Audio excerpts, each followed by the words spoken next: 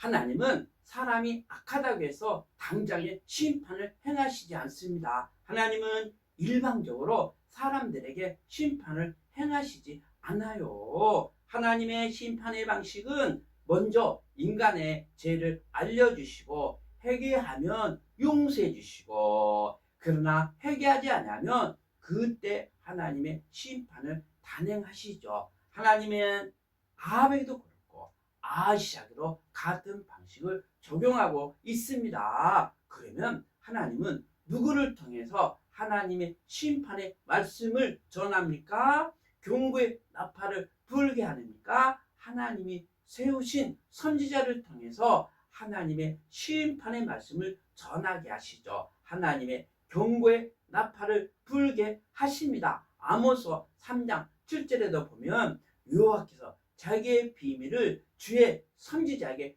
보이지 않고서는 결코 행하심이 없느니라고 말씀하지 않습니까? 그렇습니다. 하나님의 심판은 먼저 주의 종에게 보이시고 하나님의 비밀을 보이시고 그 후에 행하신다는 것입니다.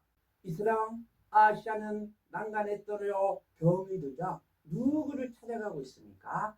하나님을 찾아가서 하나님을 경배하면서 하나님께 묻습니까? 하나님께 기도합니까? 아니죠. 애그르신 바알세불을 찾아가서 이 병이 고칠 수 있는지 고칠 수 없는지를 물어보라고 하지요.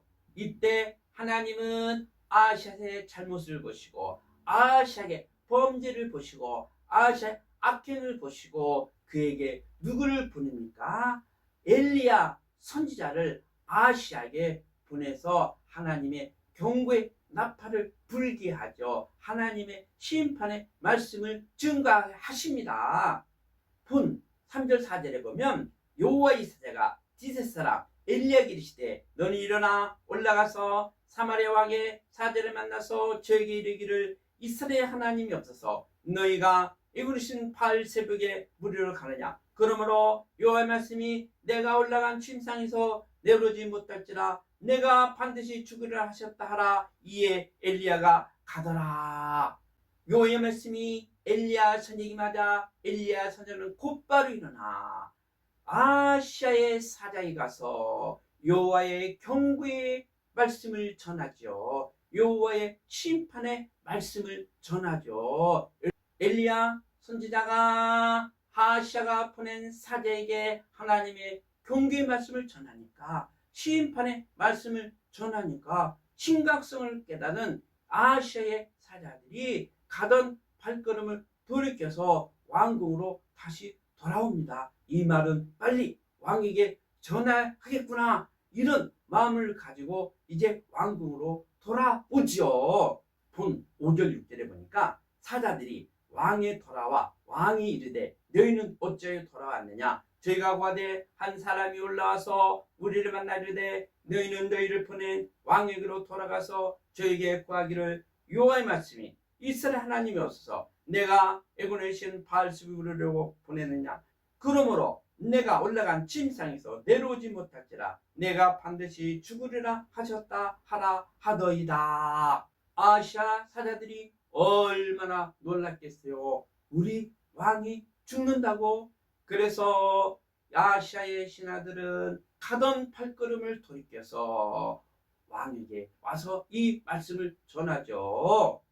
왕이여, 우리가 애굽으로 가는데 한 사람이 우리에게 와서 이렇게 전해요. 너희가 이스라엘에 하나님이 없어서 애굽을 바알세불을 찾아갔느냐. 너희 왕이 침상에서 내려오지 못하고 반드시 죽을 것이라고 우리에게 전해서 이렇게 빨리 왕궁으로 와서 왕에게 이 말씀을 전하고 있습니다. 이렇게 이제 말씀하죠.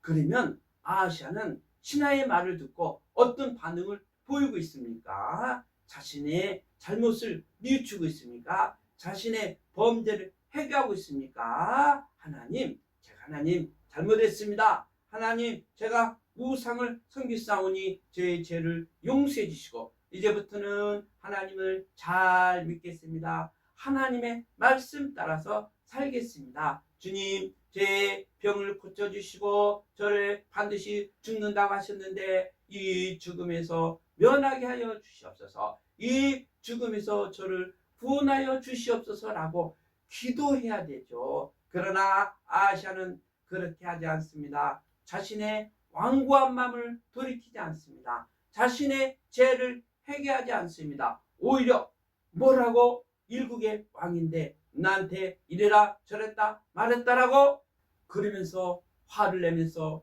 분기를 내면서 나에게 이래라 저랬다 나를 반드시 죽으리라 말했다면 그 자를 빨리 잡아오라고 명령을 내리는 거예요. 그 아버지의 그 아들입니다. 부전자전입니다.